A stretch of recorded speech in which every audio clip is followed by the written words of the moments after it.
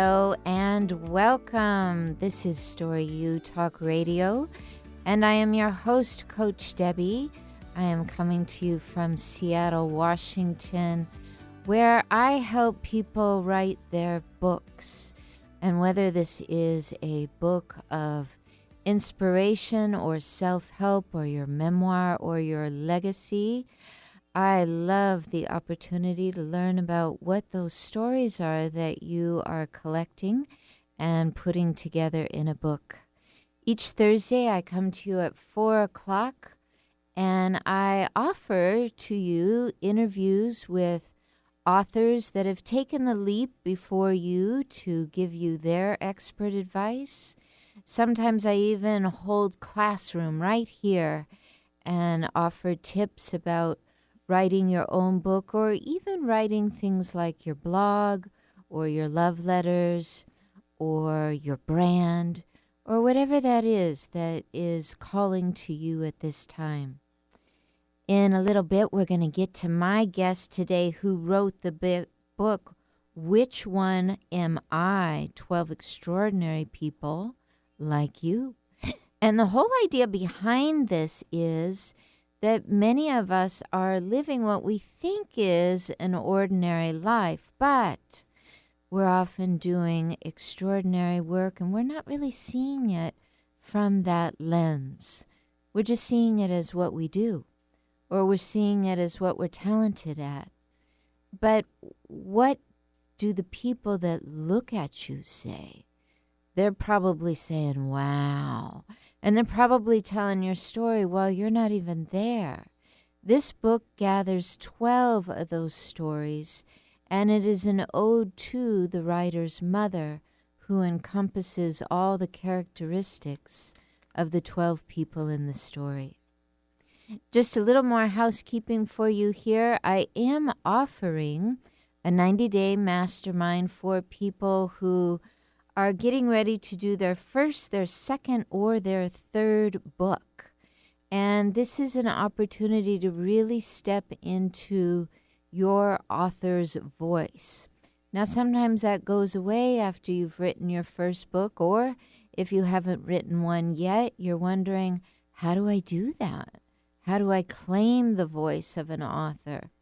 And really, a lot of this work is about getting comfortable with sharing your heart and with being very, very direct and articulate about that.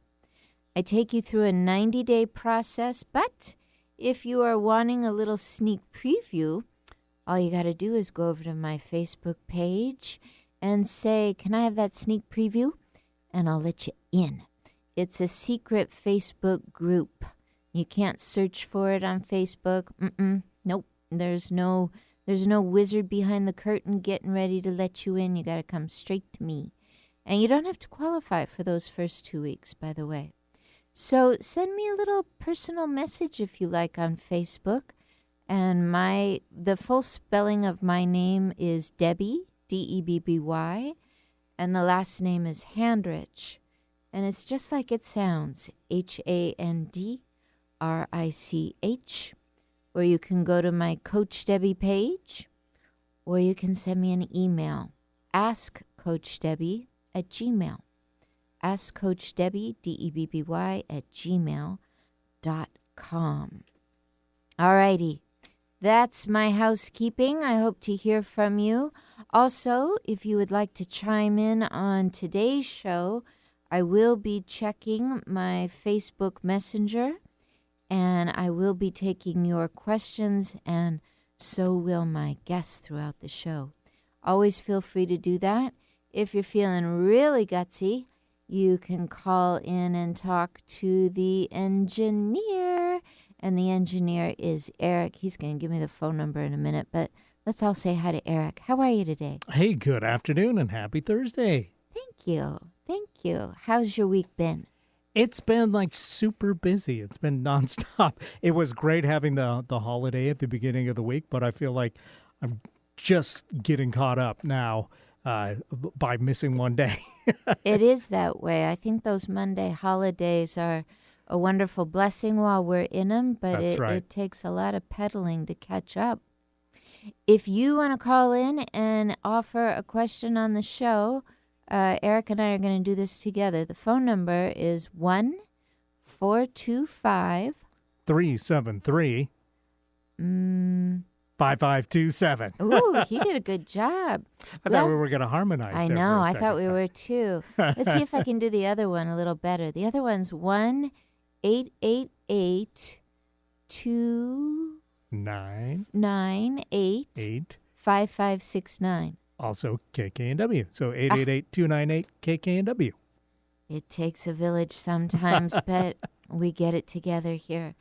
All right, Eric, that's the voice you will hear if you choose to call in today and talk with myself or to my guest, who is Larry Jay Schneider from the Seattle area, a philanthropist who went on an excursion to West Africa, started snapping some pictures, had a group of young girls who said, "Hey, which picture am I?"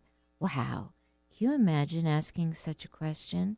How do I identify with my image? And this started the unraveling of his latest project, which is now in print. Which One Am I? 12 Extraordinary People Like You. Welcome to this show, Larry. How are you?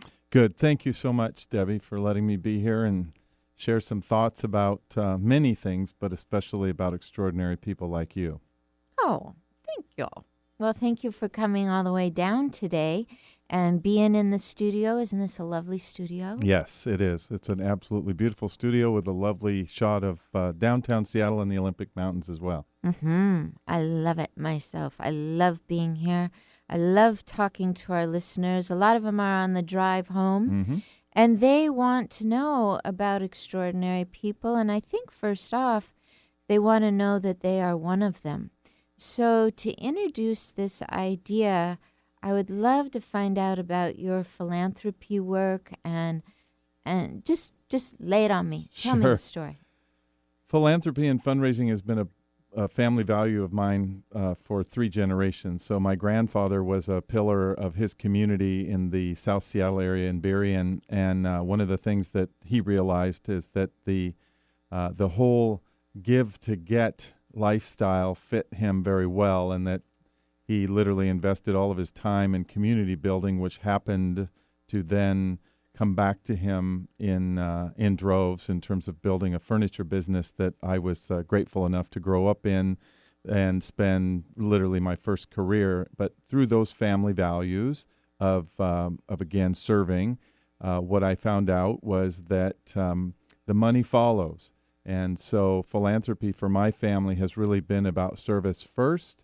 And through that network of great people and extraordinary individuals, it happened to be that that we were rewarded in a very handsome way in terms of the give back, in terms of, again, building a business. But on my mother's side, on my maternal side, my mother was an extraordinary woman who ran preschools and daycare centers in some of the roughest parts of Seattle. Most people know where Rainier Beach is, and one of the most challenging parts of Rainier Beach is called Holly Park. And so in the 70s, during the height of the crack cocaine era, she was caring for children that either parent one or both parents had been convicted and were in prison, or just living a very challenging set of moments in their life. And so she took responsibility, as did my sisters, for providing those children with their best meal, their best hug of the day. And of course, my mom's real dream was to give these children at least a chance at a better path of their life than that of their parents or what they were witnessing at home. So in a lot of ways, we could say we have an ordinary mom with ordinary love and an ordinary day, but she followed a certain path of offering an extraordinary gift. I think that, frankly, every person on the face of this earth is born with that same set of ordinary and extraordinary gifts. It really is just about looking out into the world. This is what I figured out, and following the path of those before you. And in my case, it would be my grandfather, my father, and truly my mother. Mm-hmm.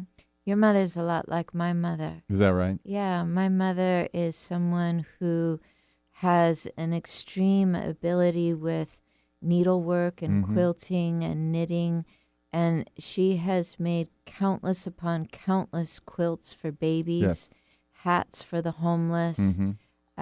She gave away something like 200 hats That's outstanding. winter. Just because she knew how. But then you sit down and you look at them, and it's not like she just threw it together. No. Not a lot at of love all. went into those. And again, I believe that your mother's path and my mother's path and almost all other mothers that I've met, their path have given us really all the direction we really need. And for me, I'm just super grateful that I was born into this family. I could have been born anywhere, but I was born in this family. And that also the work in West Africa reminds me of that. When I stand in a village in the middle of Sierra Leone and look around, I think, again, I could have been born anywhere, but I was born on the 50-yard line of life. And so the way I see it now is my job, my role, my inspiration is to reach my hand back to the 5-yard line and pull these kids and these communities forward. Because I was lucky enough to be, again, born in this country where we have a million options and they have one. So most of their options are subsistent farming, and the philanthropy work that I'm doing on behalf of an organization called Schools for Siloam in Sierra Leone, which happens to be a Seattle-based organization, is, again, reaching back and giving these communities an opportunity to change their human experience, which is a big driver for me. Mm-hmm. This is, in some way, the philosophy that I learned as a special ed child. Because I have 20% of my eyesight, and so I was always paired with people that had less. Sure. So the idea wasn't, Debbie, poor girl. It was, let's use what you got. Sure. And let's make sure that you are empowering others. Yeah, and I think what you just told me is exactly what I experience. Not just in Sierra Leone, but I work in many different areas of need. So I work in street ministry, addiction recovery, suicide prevention, also underfunded communities food-wise. And every one of those interactions reminds me of how fortunate I am, but also reminds me of how much responsibility I have to be that person. And I accept that responsibility with great honor, but it also is just a constant reminder to me of how much good fortune I've had in my life. Mm-hmm. And accountability. Because accountability sometimes comes back to our choice. Absolutely. I choose joy. And I was taught by a friend of mine whose name is Heather, who actually I wrote the story of, Heather Taninga, in the book. She taught me that joy goes to the giver. So if you are the person who is chosen to be the helper, that's not work. That's the joy. Yeah. The motivation that comes from that is the joy that you get from helping people. And she has taught me, I'll tell you one quick story that she taught me. So she was a featured guest at a open forum. There's 400 people there, and months prior to this, she actually asked her friends to help her create a small fund that was specifically for that night, so this upcoming appearance. And the swag bag that went home, she announced on stage that everyone in the room was getting a swag bag, and her contribution to that swag bag was a $20 bill. There was 400 people there. And so on it said, was a small card that said, do something for someone else, and please let me know what you did for someone else by simply sending me an email to igavemy20@gmail.com. Oh, nice. I'm telling you, Debbie, the stories that came from that are just so incredibly inspiring. And one more time, the joy goes to the giver. and she created 400 joyful givers that night. But again, what people did with that 20 is mind-blowing, because a couple just real quick ones. Yeah, do tell okay, us. well, one of them in particular was a woman said, "I put that $20 in the side pocket of my purse, and I've known for months that it's been there, and I have given away so many $20 bills because of that $20 bill that I've never given away that $20 bill because it's motivated me to give away." So this woman is living a joyful $20 at a time, but she's never given away the original 20. Yes. Oh, that's beautiful. It's incredible. But again, $20, what it does for other people is one thing, but what it does for her is what matters most to this story, in my opinion. Oh, I love that. I know there are many people listening that want to chime in on this. I just want to remind you, you can give us a call at 1-888-298-5569. Is that right, Eric? Yeah, I think that's right. That's correct. Oh, good. And you can also write to me at Facebook Messenger, or I bet you could write to Larry Jay Snyder if you want at Facebook Messenger. He'll take your call directly. Absolutely. Would love that. So we're going to take our first break here, and in just a moment, we'll be coming right back and talking to you about that book.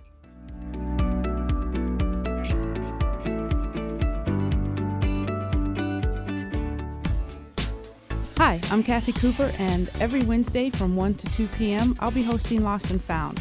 We'll be discussing all types of losses, but it's not going to be the doom and gloom hour. It'll be an hour of education, support, validation, and yes, we will have a little bit of humor.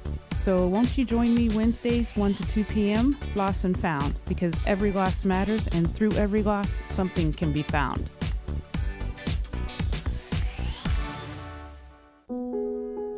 Imagine being fired because of who you love. Imagine being denied medical treatment because of who you marry.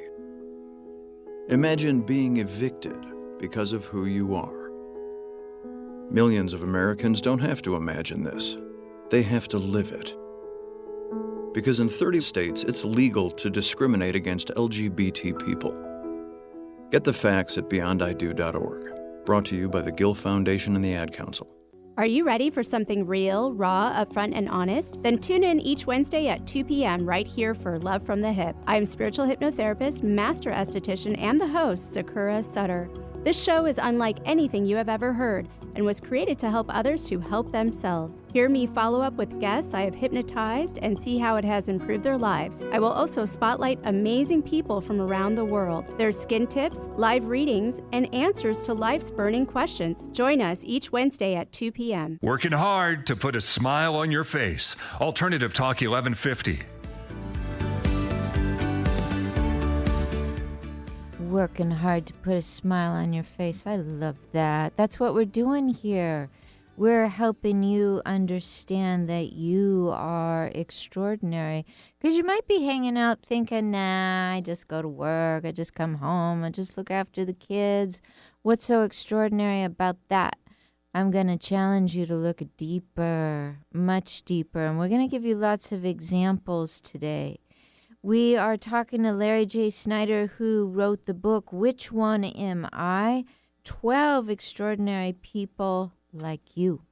And Larry's background, well, I don't know if it's fair to say your background is philanthropy or if your modus operandi is philanthropy, or what would be correct?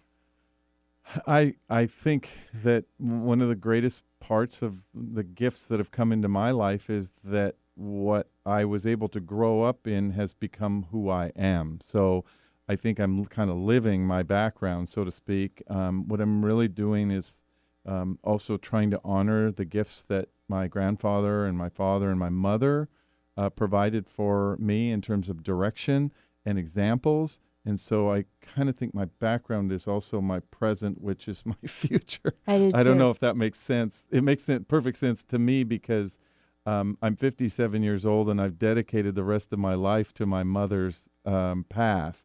So kind of just quickly, her path was, again, she cared for the smallest and most vulnerable children in our lives. And She lived this extraordinary life of being a great community member and also a terrific partner to my father and wife of almost 70 years, and great mother to me. Just an incredible community member. And then, unfortunately, she forgot it all. Really?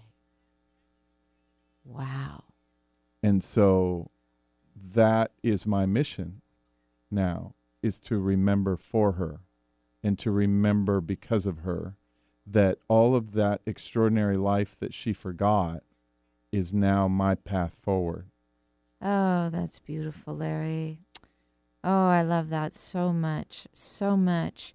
And I think this is what we can do that sometimes we don't see right away, this idea that we're all connected, and where one person stops or takes a huge breath or might fall into grief, we can pick up. That can be our starting line. It is for me. Yeah. And as I said, there are so many examples of what she left for us that even in my father's own words on the day that we celebrated her life is we have so much to celebrate going forward by looking back. And so what we've done in the past couple of years since she's been gone is not just visit the places that she loved so much, but try to live them as if she was still here. And I'm really grateful for an opportunity that just came up last week. I was notified that I'm going to be a speaker with TEDx. And this is going to be the big opportunity for me to share my mom's story. Oh, and it's a story called I Remember. And it's that mission that I have accepted with her passing, that it's my turn. Mm-hmm. It's my turn to remember for her, and my turn to allow other people to hear that, again, an extraordinary woman can live through me. And that's really was, again, part of writing this book, is that every single person I've ever met and gotten to know, even a little bit, I've identified one or two qualities that I admired. And when I look back at all of those, the majority of them are things that I also saw in my mother. So everywhere I go out in life, I'm looking for my mother. Mm-hmm. Yeah, and you're looking, but you're in the process of constant honor. Constant. Absolutely. Honor, and again, it's a mission now. It's become so much more of a mission than anything else, because it makes me so happy to do it. Mm-hmm. Does that make sense? Yeah, it does. And there were things that mattered most to her that matter most to me now. Kindness matters. Words matter. Hugs matter. Not rushing through things matter. Oh, that's a big one. Yeah, but I still do it. But she's kind of that wayfinder. Do you understand what I'm saying? Yes, I do. That kind of wayfinder that says, it's okay. That person who's waiting for you will understand that if you've been there because your mother wants you to be, then they will understand, because next they get this opportunity of us together. Absolutely. That will be our time. And that's probably my best excuse for why I'm late. Well, So. I think it's wonderful that it has become a mission. Yeah. And another mission you took on were these 12 stories. Will you tell us a little bit about making the decision to compile this book? Sure. I thought that I was on a path to write a story about my mother. Uh-huh. And that was truly the path. I wanted to write the answer. The question was, which one am I? Mm-hmm. The answer is my mother. Mm-hmm. And so I thought that I was writing a book about my mother, but as I explored the possibility of doing that, I realized, you know what, there is a whole group of people in my view that have come before my life that remind me incredible amount, their actions, not their words, their actions about they act like my mother would act if she was still here. Mm-hmm. And so each one of those people, and again, there's 12 of them, have the attributes of my mother. And at the beginning of each chapter, there is a list of 5 attributes. And what's amazing about this was I asked each one of the people that I profiled in this book to ask someone close to them to give them 5 attributes that they admire. Well, it turns out, which is, again, mind-blowing to me, but I had a feeling this would be the case, but I didn't know, their attributes are all qualities that my mother walked through life with. Mm-hmm. And so you're doing it. You are writing this book, this ode to your mother, by way of the journey of 12 other people. Yes. Yeah. And so I just find that to be, this has been one of the most beautiful experiences of my life, not writing the book, but actually now living the book. Do you understand what I'm saying?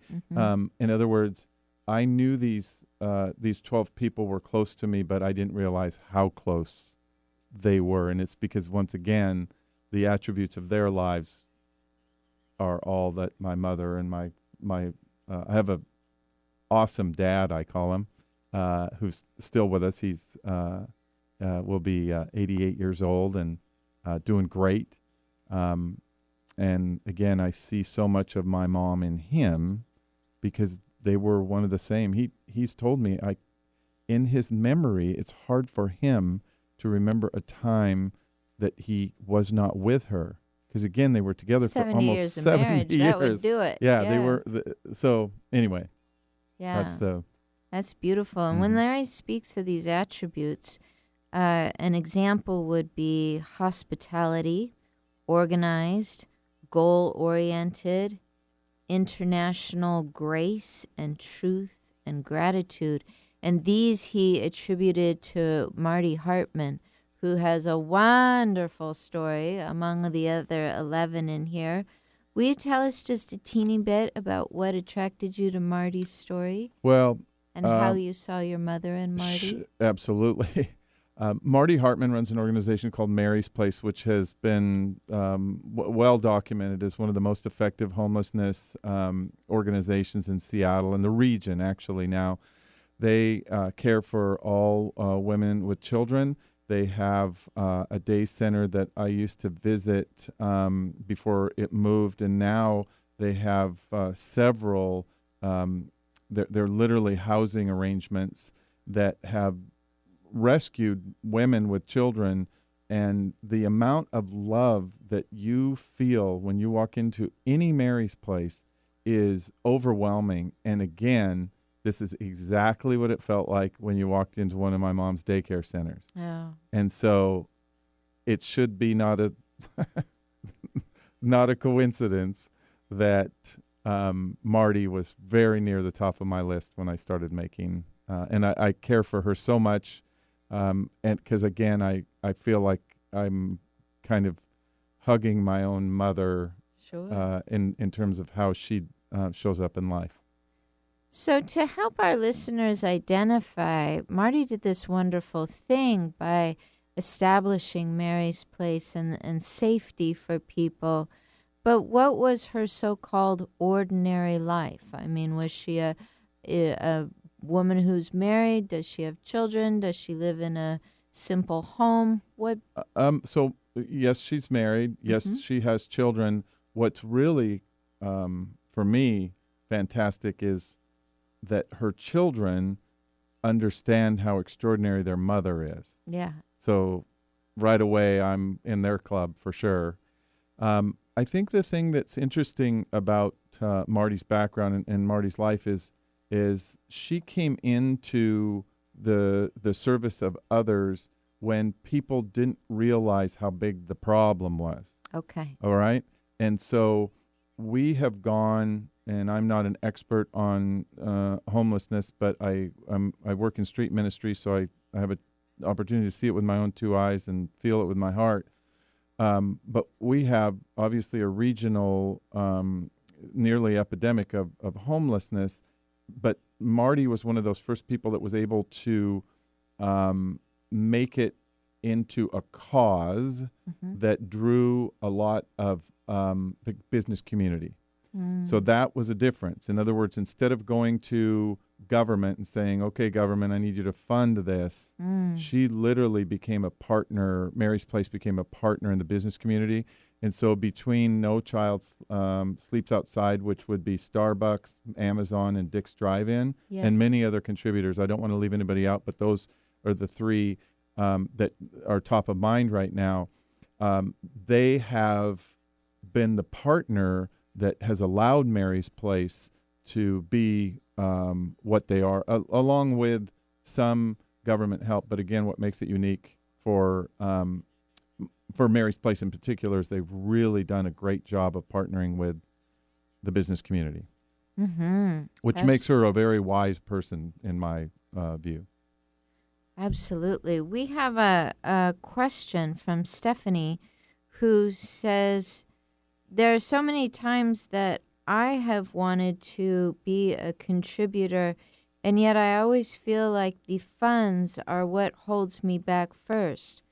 It might not be the truth. It might be that I'm scared and it's convenient that I don't have any money to follow through. But as someone who would like to follow through, where might I go to collect the funds if I don't have them myself and I have a big project to offer and also a big heart? So the world of giving operates on three equities. The first one is time. The second one is talent. So, and the third one is treasure. We focus way too much of our efforts and time and publicity on treasure, when in fact, if you had all the money in the world and no time to do anything about it, that's wasted money. So that makes sense. My suggestion to Stephanie is if you want to do something, go to Congregations for the Homeless website, cfhomeless.org, and sign up to serve a meal to 100 men, and I will pay for the meal. There you go, Stephanie. Ask. Just ask. See what happens. I love the idea of time and talent because especially in my work, I will often hear people say, there's so many teachers out there, there's so many coaches out there, there's so many this and so many that. How are you different? And the difference always comes up in how you offer your time and how you channel your talents, always. Also, too, this is where extraordinary comes in. And what I mean by that is my mother nor my father were wealthy people, but they gave all of their time to others, including their own family. But that's what made them extraordinary. And Stephanie, that's what makes you extraordinary. Is you have this call to serve. That's extraordinary. You have this desire to figure it out. That's extraordinary. And you have the ability to reach out and ask for help. That's extraordinary. All three of those things are what makes you extraordinary, Stephanie. Absolutely. And if you heard that, Stephanie, he's not saying you will become extraordinary. He's saying you are. You are, because you're tapped into these things that are real and bubbling for you.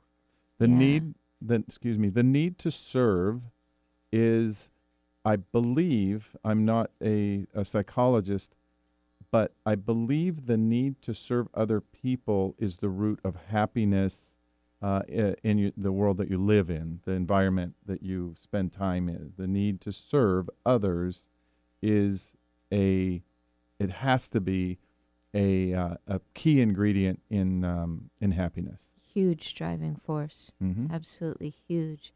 Just like Stephanie, if you have a question for us, we will be taking your questions in the third segment of the show here. You can just write to us at Facebook in the personal messenger, and you can write to Debby Handrich, that's me. You can write to Coach Debby, that's me. Debby is always spelled with a Y. Or you can write to Larry Jay Schneider, that's him. And he'll take your call as well. We're going to take a little break here, and when we come back, we'll be diving into more stories of the extraordinary. Stay tuned.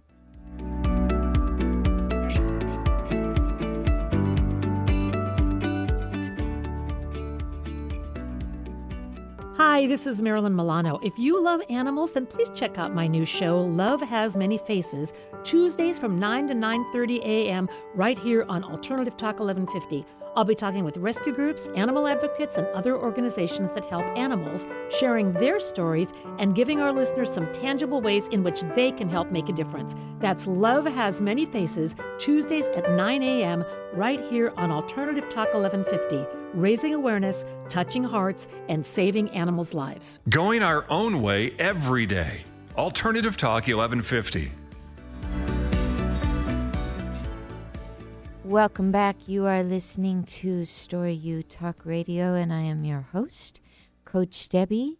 I help people write their books, their blogs, their love letters, whatever it is that they're trying to write, because really my message is about making sure whatever your true voice is getting expressed in the world, or just to a special few. If you are curious and would like to learn more, I invite you to consider my Facebook group. We are going for 90 days seriously, and that part will kick in soon. But right now, we're going for 14 days for free. All you have to do is hang out with the lovely people that have joined so far, and you can raise your hand and ask questions. You can comment, you can offer live posts, whatever you like. All you need to do is get in touch with me, and you can do that by writing to, askcoachdebby@gmail.com. askcoachdebby@gmail.com. I also resurrected my old email. That's what was stumping me for a minute there. And that's Debby, Debby, @coachdebby.com.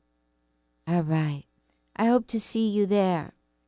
We're talking to Larry Jay Schneider today about philanthropy, but we're really talking about being honest and authentic and putting your talents out into the world by taking the time to exercise your talent. And as he said a moment ago, so authentically, that the treasure is actually the third component. And we don't necessarily want to be thinking that the treasure needs to be in place to get started. So I'm curious about someone that you perhaps have met, that you've worked with, that you know their story, where they had some just huge desire to go out and do a little more.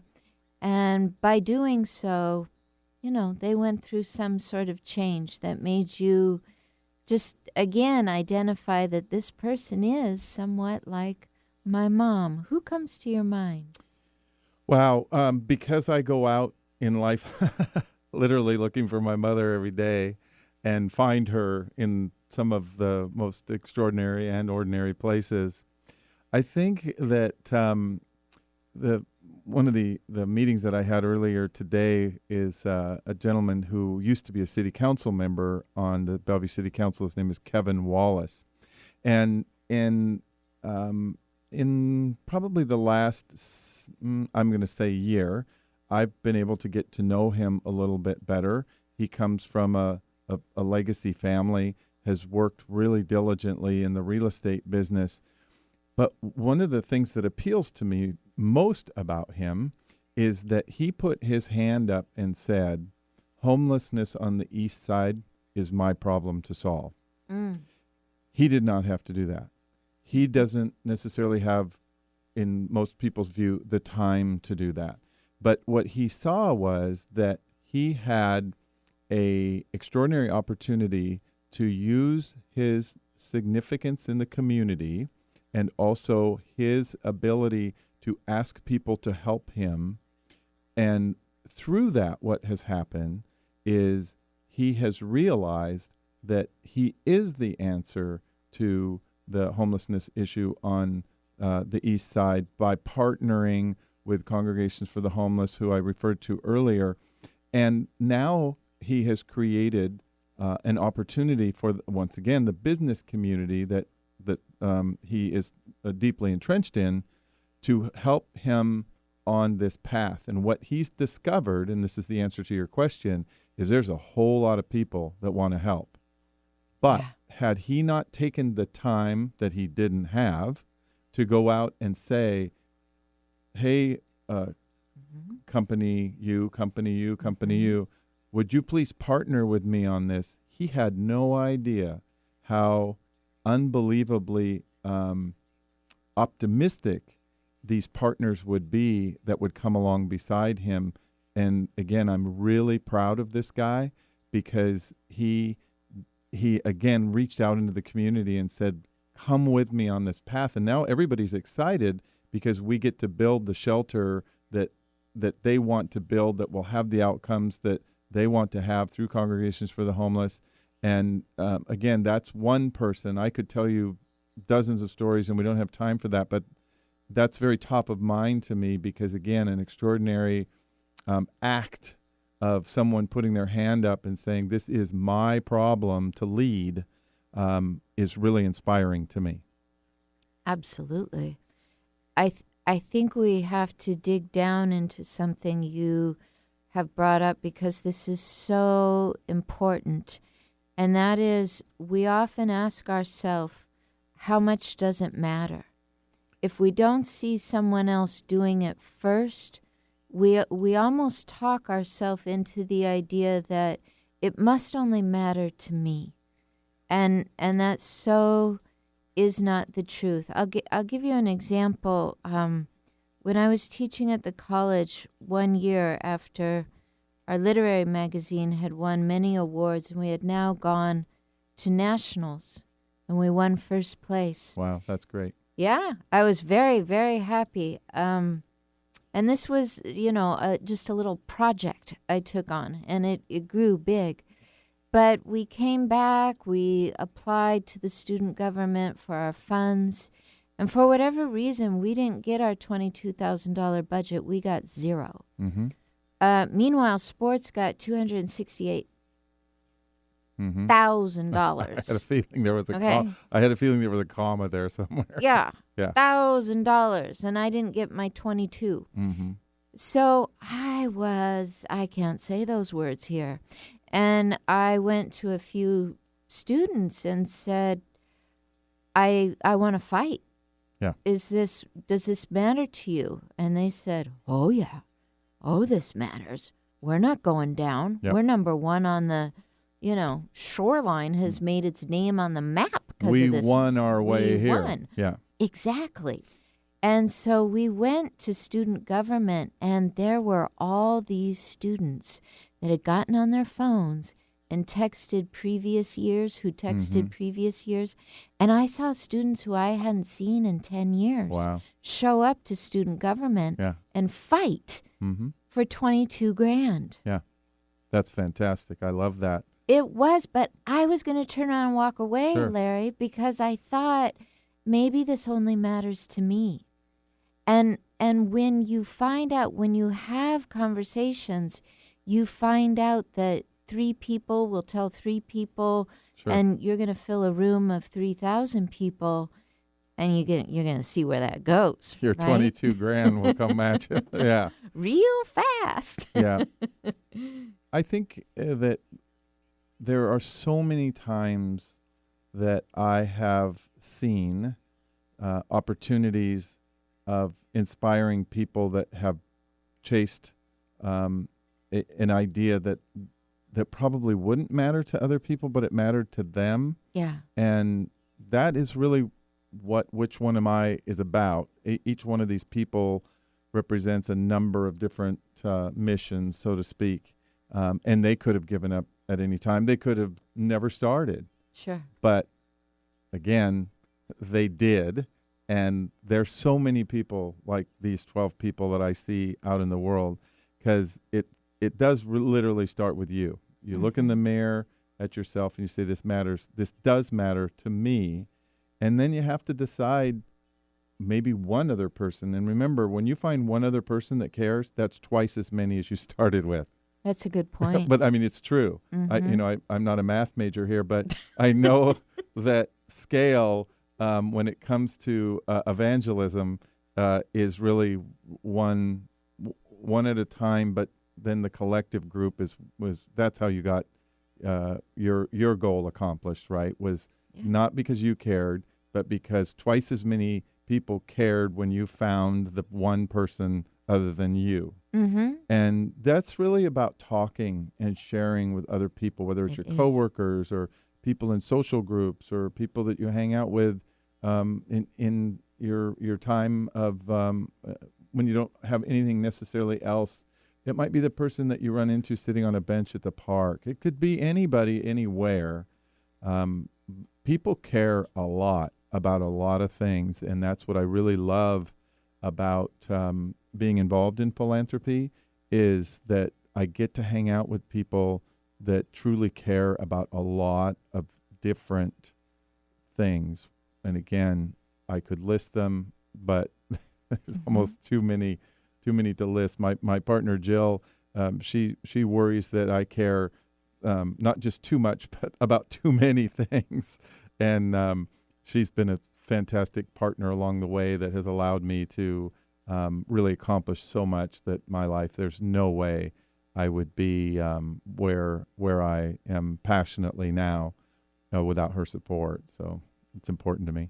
And I love the word partner. I've always loved the word partner. Yeah. It makes me happy that we partner with people that see our passion for developing and giving our time. Sure. And they remind us of our talents, and then they say, okay, sure, go ahead, get out there. And she's also really good at bringing other friends in. Yeah. And I'll give you just a quick example. So when I do book launches, I typically do them as charity events. So to do a well-done charity event of 120 people or so, you need some food. And you need a lot of food. 120 people is a lot of people to create food for. So food, wine, decorations. There's so many pieces that go into one of these events that become benefit events, in that we give the benefit, the dollars away. And which one am I the beneficiary? It was an organization called the Beyond Project, which is, again, a hugely passionate part of what's going on in the homelessness world in Seattle. But Jill and her friends do all the food. They do all the prep. They do it with a smile on their face, because that's what they contribute. They contribute their time towards this passion that I have. And again, I'm just immensely grateful for that, because I could not do it without them. Mm-hmm. Again, coming back to the time and the talent that people come together with. Yeah. And my sweet one, Todd Allen, he is always ready to raise his hand and do whatever he can to make Debbie's big dreams come true, and in any way that I want them to come true. And I love that. Yep. It's so good. People you're going to run into in this book, one is a piano teacher, one is a senator. What else do we have in the book? There's Chef John Howie, very, very special, one of the most generous chefs I've met in my life. I've met a lot of very generous people in the food service industry, and he's definitely there at the top. Again, Heather Taninga, who we talked about earlier. My very special friend, John Christensen from Highland Private Capital, he showed me street ministry. I had no idea what part of my heart belonged to that, but it's a huge part of my heart now.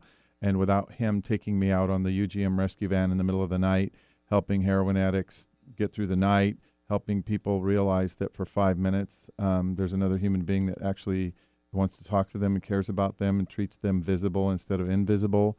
Senator Andy Hill, who you talked about, the late Senator Andy Hill, I got to know him through autism advocacy work in Olympia. And again, a very special man who left a giant legacy that myself and his wife Molly still are very engaged in. Each one of the people in this book are extraordinary individuals on their own, but because I see so much of my mom in them, I'm drawn to them immensely. Mm-hmm. I understand that. Mm-hmm. I understand that very well.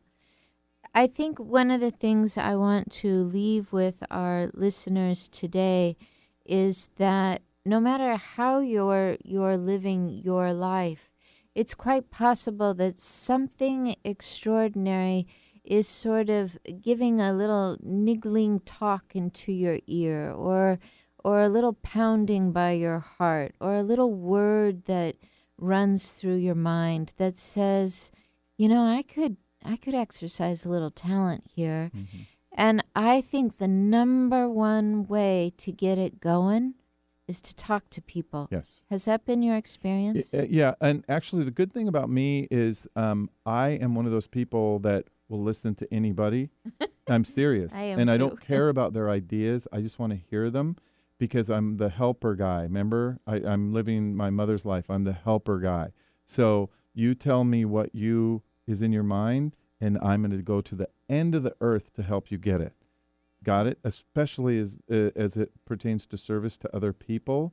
And Stephanie's a great example. She is in the back of her mind, and maybe it's in the front of her mind, wondering, how can I get this done?